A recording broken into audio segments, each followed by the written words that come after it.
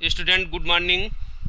Today we are going to discuss another method of solving a pair of linear equation, that is elimination method. बच्चों, कल के video में हमने आपको substitution method के बारे में बताया। एक दूसरी भी मेथड होती है पेयर ऑफ लीनियर इक्वेशन को सॉल्व करने की, जिसका नाम है एलिमिनेशन मेथड। जब कभी कोफिशिएंट जो आपके इक्वेशन के ऊपर जो कोफिशिएंट होते हैं काफ़ी न्यूमेरिकली बहुत बड़े हो जाते हैं, तो उनको सब्स्टिट्यूशन मेथड से सॉल्व करना थोड़ा टफ हो जाता है, थोड़ा कन्वीनियंट नहीं रहता। इसलिए आपको इस मेथड के बारे में बताना आवश्यक है। आप एलिमिनेशन मेथड से ऐसे इक्वेशंस को सॉल्व कर पाएंगे। तो आइए बच्चों देखते हैं होती क्या है एलिमिनेशन मेथड और इसका दूसरा नाम क्या है। चलिए स्टार्ट करते हैं। एलिमिनेशन मेथड, जैसा कि नाम है, एलिमिनेट का मतलब होता है ख़त्म कर देना, डिलीट करना। तो यहाँ पर हम क्या करेंगे, पेयर ऑफ लीनियर इक्वेशन से एक वेरिएबल को डिलीट करेंगे और वो वेरिएबल आपको सोचना है कि जो दो वेरिएबल इन्वॉल्व होते हैं, जैसे हम generally X and Y variables लेते हैं, तो किस वेरिएबल को हमको डिलीट करना है। इसका दूसरा नाम इक्वेटिंग कोफिशिएंट मेथड क्यों है? क्योंकि जब हम ये डिलीशन करते हैं वेरिएबल को, एलिमिनेशन प्रोसेस यूज़ करते हैं, तो हमको कहीं ना कहीं कोफिशिएंट को इक्वेट करना पड़ता है। तो चूँकि कोफिशिएंट इक्वेट किए बिना हम डिलीट नहीं कर पाएंगे, एलिमिनेट नहीं कर पाएंगे वेरिएबल को, सो इसका दूसरा नाम इक्वेटिंग कोफिशिएंट मेथड हो गया। आइए देखते हैं। कई बार मैंने आपको जैसे बताया, कई बार सब्स्टिट्यूशन मेथड कन्वीनियंट नहीं रहती है।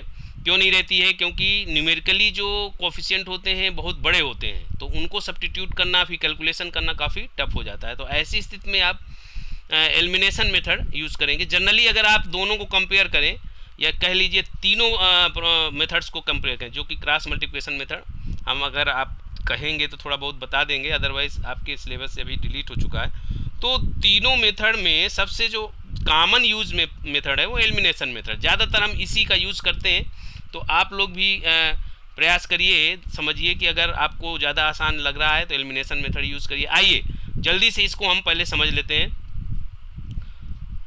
क्या है इसमें।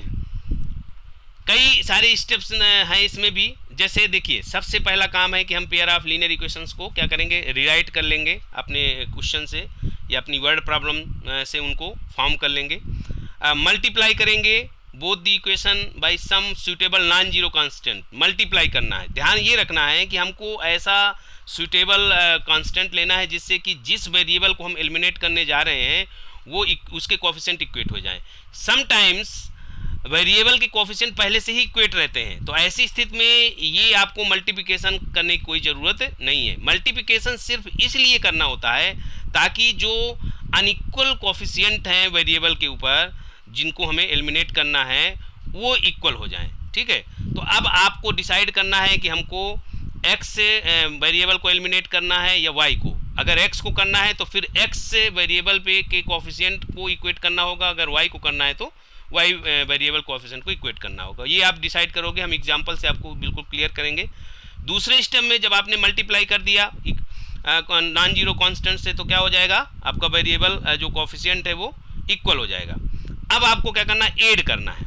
ऐड कब करना, देखिए बहुत सावधानी पूर्वक आपको सुनना पड़ेगा, समझना पड़ेगा। ऐड हम इक्वेशंस को तब करेंगे जब जिन टर्म्स को हम क्या करने, एलिमिनेट करने जा रहे हैं, उन टर्म्स के जो साइन हैं वो अपोजिट हैं।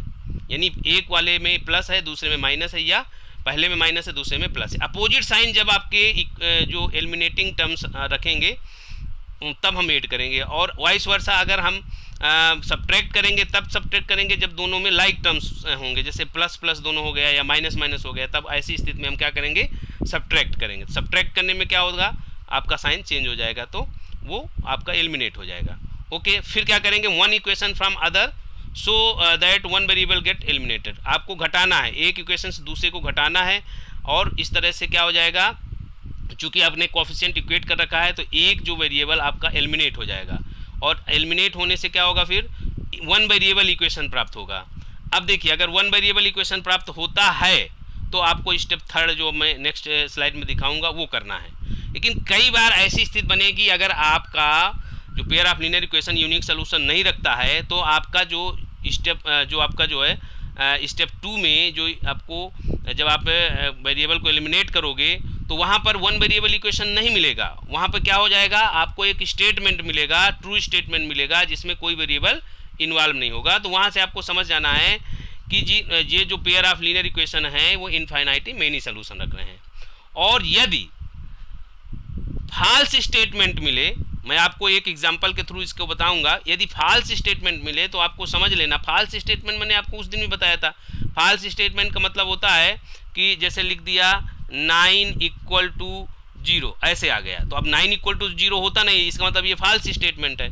तो अगर ऐसा स्थिति बनती है और दोनों में देख रहे हो वेरिएबल नहीं है, यानी दोनों वेरिएबल आपके एलिमिनेट हो गए और इस तरह का एक स्टेटमेंट आपको मिल गया जो कि सही नहीं है, गलत है। 9 = 0 कभी नहीं हो सकता। तो अगर ऐसा स्टेटमेंट मिल रहा है, इसका मतलब जो पेयर ऑफ लीनियर इक्वेशन जिनको आप सॉल्व कर रहे हो एलिमिनेशन मेथड से, उसका कोई सोल्यूशन नहीं है। तो इस तरह से आपको आगे फिर सॉल्व नहीं करना, वहीं पे स्टॉप कर देना है, जैसे कि मैंने आपको सब्स्टिट्यूशन मेथड में भी बताया था।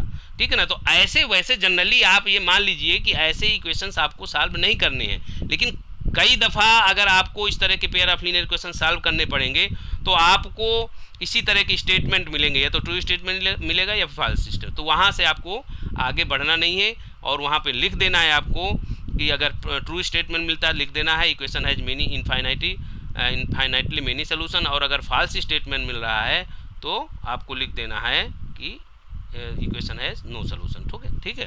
ओके बच्चों, आइए देखते हैं स्टेप 3 क्या है। जब आपको लीनियर इक्वेशन मिल जाए वन वेरिएबल, तो आप क्या करोगे, linear equation solve the equation in one variable so obtain and get its value. जिस तरह से जो प्राप्त आपका इक्वेशन होगा वन वेरिएबल इक्वेशन, उसे सॉल्व करना है, वहाँ से उस वेरिएबल की वैल्यू निकालना है। वो एक्स भी हो सकती है, वाई भी हो सकती है, वो डिसाइड करोगे आप कौन सी वेरिएबल को आप एलिमिनेट कर दिया। जिसको एलिमिनेट करोगे, अगर एक्स को किया तो वाई की वैल्यू निकलेगी, वाई को किया तो एक्स की वैल्यू निकलेगी। इसके बाद उस वैल्यू को जो स्टेप थर्ड से वैल्यू प्राप्त होगी उसको क्या करना है हमको, किसी ओरिजिनल इक्वेशन में, either of the original equation, मतलब चाहे 1 में रखो चाहे 2 में रखो, किसी में भी रखकर आपको क्या करना है, दूसरे वेरिएबल की वैल्यू निकाल लेना है। दूसरे वेरिएबल की वैल्यू का मतलब यदि x की निकाला होगा तो y की निकलेगी, y की निकाला होगा तो x की निकलेगी, और इस तरह से आपको क्या हो जाएंगे, दोनों वेरिएबल्स की वैल्यू प्राप्त हो जाएगी। आइए देखते हैं इस मेथड को ठीक से और समझने के लिए हम क्या करेंगे, एक एग्जाम्पल्स देखते हैं, एग्जाम्पल लेकर देखते हैं। मैंने एक एग्जाम्पल यहाँ लिया है, आइए इसको करके देखते हैं। क्योंकि बच्चों की शिकायत है कि सर करके बताते नहीं है, वैसे मैं प्रयास ये करता हूँ कि हमेशा आपको 1-2 एग्जाम्पल करके दिखाऊं, शेष आप एक्सरसाइज क्वेश्चंस खुद करने की कोशिश करिए। कोई प्रॉब्लम है तो उसको आप डिस्कस करिए। आइए देखते हैं, solve the following pair of linear equation. ये दिया हुआ है 3x - 5y = 4। तो हम क्या करेंगे, जब सोल्यूशन लेंगे तो सोल्यूशन आपको मालूम है कि सबसे पहले हम इक्वेशंस को रीराइट करते हैं। तो ये हो जाएगा 3x - 5y, ध्यान दीजिएगा थोड़ा, 5y, पेन पेपर लेकर आप भी कर सकते हो, = 4, ये पहला इक्वेशन होगा।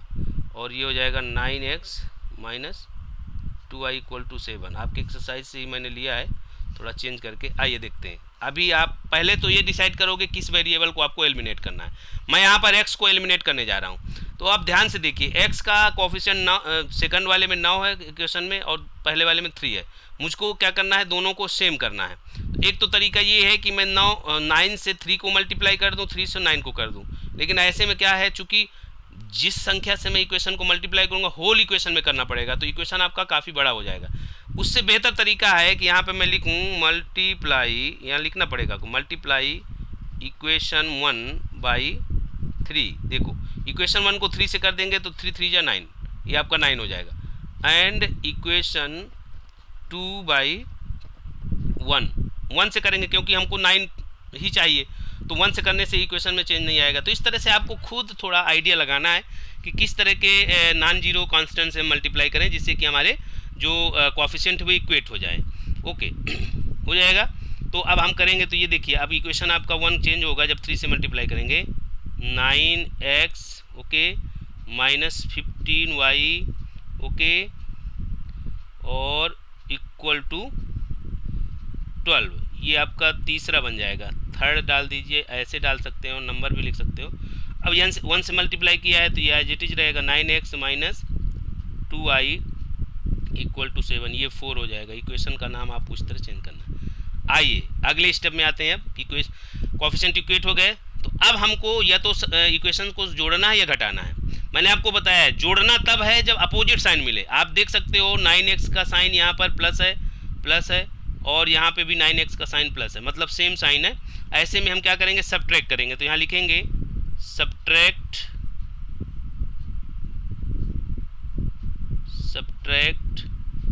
इक्वेशन 4 फ्रॉम थर्ड, ये 4 को थर्ड से सब्ट्रैक्ट करना। अब आइए जब हम सब्ट्रैक्ट करते हैं तो आपको मालूम है सब्ट्रैक्शन में, अलजेब्राइक सब्ट्रैक्शन में क्या होता है, साइन चेंज होता है। ये आपका माइनस हो जाएगा, ये माइनस है तो ये आपका प्लस हो जाएगा, ये 7 प्लस में तो ये आपका माइनस हो जाएगा।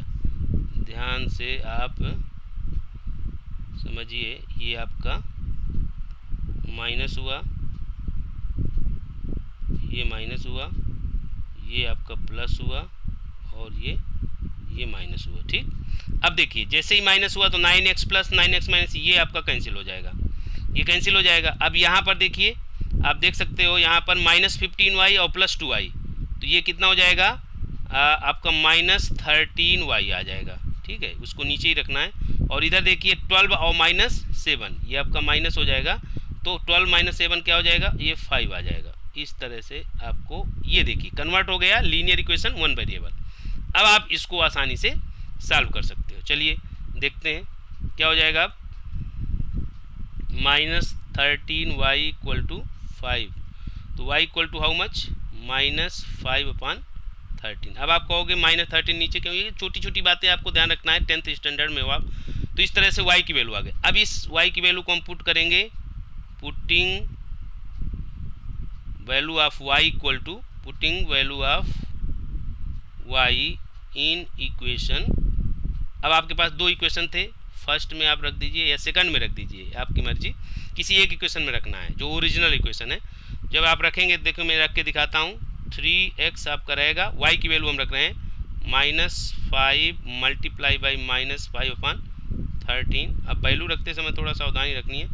तो ये 3x कितना हो जाएगा, देखिए जरा, ये आपका हो जाएगा माइनस माइनस प्लस 25/13, ये इधर जाएगा तो -4 - 25/13 ये हुआ। अब इसको आप सिंप्लीफाई करेंगे तो एलसीएम लेंगे, 13 एलसीएम आएगा, 13 चौक 52, 52 माइनस 25 और डिवाइड बाई 13।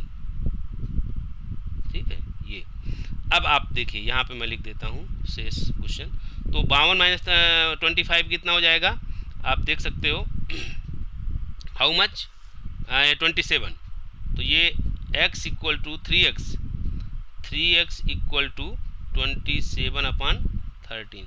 अभी 3 को आपको ट्रांसपोज करना है, तो x इक्वल टू 3 ट्रांसपोज होगा, 3 से डिवाइड हो जाएगा तो 9/13। Okay, this is the value of x।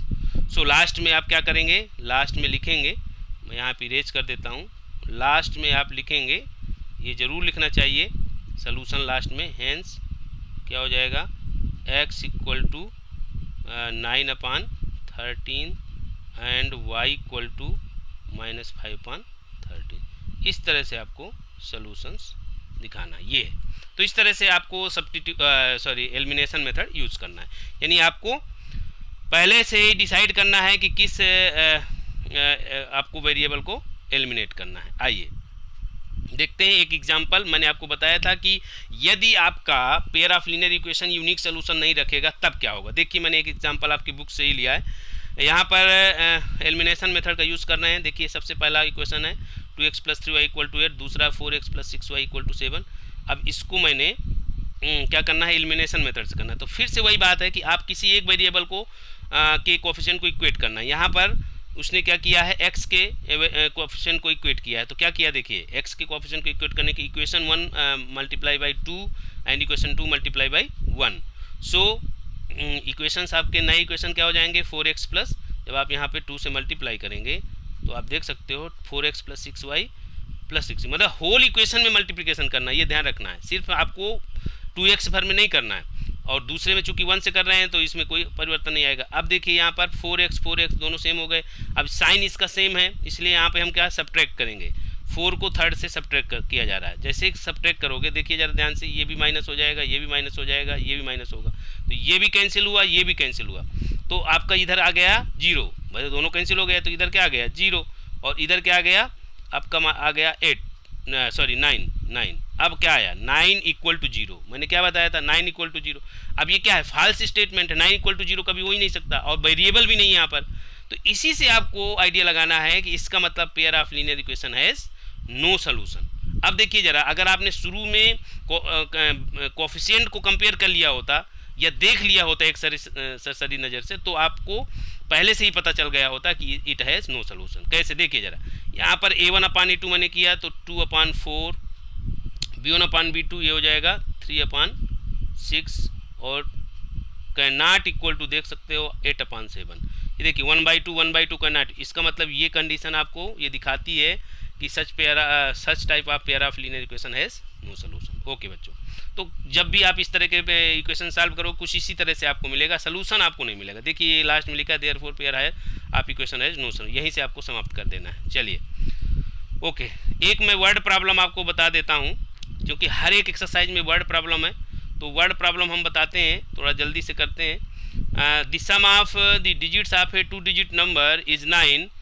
9 times the number is twice the number of 10 by reversing the order of digit find the number. देखो जब भी आप वर्ड प्रॉब्लम स्टार्ट करेंगे तो सबसे पहले आपको ध्यान रखना है कि कहाँ क्या चीज़ चाहिए आपको। जैसे यहाँ कह रहा फाइंड द नंबर, चूँकि 2 डिजिट नंबर है तो इसमें 2 अंक होते हैं, तो हम यहीं से स्टार्ट करेंगे। देखिए ज़रा सोल्यूशन, लेट 1 डिजिट या पहले आप 10 डिजिट मान सकते हो, 10 डिजिट ऑफ 2 डिजिट नंबर भी x एंड 1 डिजिट या यूनिट डिजिट भी y। तो नंबर क्या हो जाएगा आपका, बताइए, नंबर हो जाएगा, चूँकि आपको मालूम है 2 डिजिट नंबर कैसे बनती है, 10 into 10 digit plus unit digit, 10x plus y, ये आपकी ओरिजिनल नंबर हो गई। अब देखिए जो पहली कंडीशन है, फर्स्ट कंडीशन, उसमें कहा गया है सम ऑफ 2 डिजिट नंबर इज 9, तो इसका मतलब यहाँ से पहला इक्वेशन आपको मिलेगा x plus y equal to 9। हमेशा याद रखिए 2 वेरिएबल इक्वेशन है, इसलिए 2 आपको कंडीशंस दी जाएंगी, 2 सिचुएशन दी जाएंगी, और प्रत्येक सिचुएशन से एक इक्वेशन आपको मिलेगा। तो पहला आपको मिल गया। अब दूसरी देखिए, दूसरी क्या कह रहा है, कह रहा है कि 9 time this number is twice the number of 10 by reversing the order of the digit. Okay, तो देखिए 9 टाइम दिस नंबर मतलब 10x प्लस y, ये दिस नंबर हो गया, और ये इक्वल है किसके, 2 times the number of 10 by reverse. अब जब रिवर्स करेंगे, रिवर्स का मतलब क्या हुआ कि ये 10 डिजिट आपका क्या बनेगा y, और y क्या बन जाएगा x। तो यहाँ से अगर रिवर्स करने के बाद जो संख्या मिलेगी वो आपको हो जाएगी, क्या होगा, 10y प्लस x। तो इस संख्या का 2 गुना है, यानी 2 इंटू 10y प्लस x, ये हुआ। अब हमको क्या करना है, इसको सॉल्व करना है। ठीक है, चलिए देखते हैं। ये इक्वेशन, दूसरा इक्वेशन प्राप्त करने के लिए हमने ये कंडीशन लगाया है, और दूसरा इक्वेशन हमको मिलेगा। आइए देखते हैं कैसे मिलेगा। तो ये हो जाएगा आपका, चूँकि 9 टाइम है तो ये हो जाएगा आपका, एक बार मैं लिख देता हूँ, 9 10x प्लस y, ये पहला है, और दूसरा क्या होगा, ट्वाइस 10y प्लस है, क्योंकि रिवर्स करने के बाद इकाई दहाई बन जाता है, दहाई इकाई बन जाता है। तो ये हो जाएगा 90x plus 9y equal to 20y plus 2x। अब मैं x और y को पक्षांतर कर रहा हूँ लेफ्ट साइड, तो ये हो जाएगा 88x और माइनस 11y इक्वल टू 0। ठीक है, तो इसको 11 चूँकि कॉमन फैक्टर है, इसे डिवाइड कर सकते हैं, 8x minus y equal to 0, ये आपका सेकंड इक्वेशन बना। अब फर्स्ट इक्वेशन क्या था, x plus y equal to 9, ये फर्स्ट इक्वेशन। अब आप एलिमिनेशन मेथड यहाँ लगाएंगे। एलिमिनेशन मेथड मैंने बताया था कि जब पहले से ही किसी वेरिएबल के कोफिशिएंट इक्वेट है तो फिर आपको मल्टीप्लाई करने की जरूरत नहीं। यहाँ आप ध्यान से देखिए, y माइनस 1 y प्लस 1, मतलब यहाँ पर ऑलरेडी कोफिशिएंट 1 1 है। सो यहाँ पर हम सीधा ये माइनस में, ये प्लस में है, तो हम सीधा इक्वेशन को क्या करेंगे, ऐड कर देंगे। Adding first and second equation, देखिए जरा, ये हो जाएगा आपका कैंसिल, ये हो जाएगा 9x इक्वल टू 9, तो x इक्वल टू कितना आ जाएगा, 1। ओके, जब इस वैल्यू को हम पुट करेंगे अपने ओरिजिनल इक्वेशन में, ओरिजिनल आपके पास 2 इक्वेशन है, 8x minus y equal to 0 और x plus y equal to 0, जब आप इसको लेट करेंगे, मैं यहीं पे करके आपको दिखा देता हूँ, तो आप देखिए जब आप इसको वैल्यू को पुट करेंगे, यहाँ लिखेंगे putting value of x in equation first में रखते हैं, तो ये हो जाएगा आपका y इक्वल टू क्या हो जाएगा 9 - 1 दैट इक्वल टू 8। इस तरह से x इक्वल टू 1 और y इक्वल टू 8 आ गया, तो नंबर क्या हो जाएगा, हेंस रिक्वायर्ड नंबर, जो आपको नंबर फाइंड करना था क्या हो जाएगा, क्या था, चूँकि इकाई अंक आपने माना है y और दहाई अंक x, तो क्या बन जाएगी संख्या 18। ये इस तरह से आपको नंबर मिल जाएगा। तो इस तरह से वर्ड प्रॉब्लम आपको करना है, यानी सिचुएशंस को ठीक से समझ लेना है और निश्चित रूप से आप उसको 2 वेरिएबल इक्वेशन में कन्वर्ट कर पाओगे यदि आपने कंडीशंस को ठीक से समझकर और प्रत्येक कंडीशंस को अलग अलग इक्वेशन में कन्वर्ट किया। हमेशा याद रखिए कि आपको 2 वेरिएबल आपको लेट करने होंगे, वहाँ पर 2 चीज़ें मिसिंग होंगी, उन्हीं को आपको x और y या एनी अदर वेरिएबल्स में आपको लेट करना है। ओके बच्चों, तो वर्ड प्रॉब्लम को भी हम आपको बताएंगे, ऐसा नहीं है, हर एक्सरसाइज में कुछ कुछ वर्ड प्रॉब्लम है, ये कि संख्या से रिलेटेड, इसी तरह एज से रिलेटेड होता है, फ्रैक्शन से रिलेटेड होता है। तो फ्रैक्शन से जब रिलेटेड वर्ड प्रॉब्लम होगी तो आप वहाँ पर उसका डिनोमिनेटर न्यूमरेटर मान कर करिए और इस तरह से उसको सॉल्व करिए। चलिए आज के इस वीडियो के कुछ जो हैं होमवर्क असाइनमेंट है, आप देख लीजिए। यहाँ पर मैंने 4 क्वेश्चन, पहले क्वेश्चन में 4 पार्ट दिए हैं, आपको क्या करना है, एलिमिनेशन मेथड से सॉल्व करना है। लेकिन अगर वो सलूशन रखते हैं तो आप देखिएगा इसमें कुछ ऐसे भी हमने क्वेश्चन डाले हैं जिनमें सलूशन या तो बहुत सारे होंगे या फिर नहीं होंगे, तो वहाँ पर आपको समझना है कि क्या करना पड़ेगा। दूसरा मैंने वर्ड प्रॉब्लम डाला है, वर्ड प्रॉब्लम में 2 पार्ट दिए हैं। वर्ड प्रॉब्लम में आपको जो है पहले इस सिचुएशन को इक्वेशन फॉर्म में लाना है। देखिए यही एक प्रॉब्लम होती है, क्योंकि इक्वेशन बने बनाए नहीं दिए होते। तो सेकंड पार्ट को देखिएगा, करिएगा। इसमें 2 स्थान हैं, ए और बी, 160 किलोमीटर दूर है और दोनों पॉइंट से 2 कार एक बार एक ही डायरेक्शन में, एक बार अपोजिट डायरेक्शन में चलती हैं अलग अलग स्पीड से। तो आपको क्या करना है, दोनों की स्पीड अलग अलग मान लेना है एक्स और वाई के रूप में, ठीक है। और इसके बाद भी जो सिचुएशन बन रही है उसके अकॉर्डिंग इक्वेशन फॉर्म करना है। और यहाँ पर याद रखिए, मैं आपको हिंट दे देता हूँ, distance equal to speed into time, या इसी को हम speed equal to distance upon time या टाइम इक्वल टू, तो ये फार्मूला आपको यूज़ करना पड़ेगा। तो इस तरह से आप इसको करिएगा, दिक्कत होगी तो आप बाद में उसको हम शेयर करेंगे। ओके बच्चों, आज के लिए बस इतना ही। ये दोनों मेथड हमने आपको बता दिया।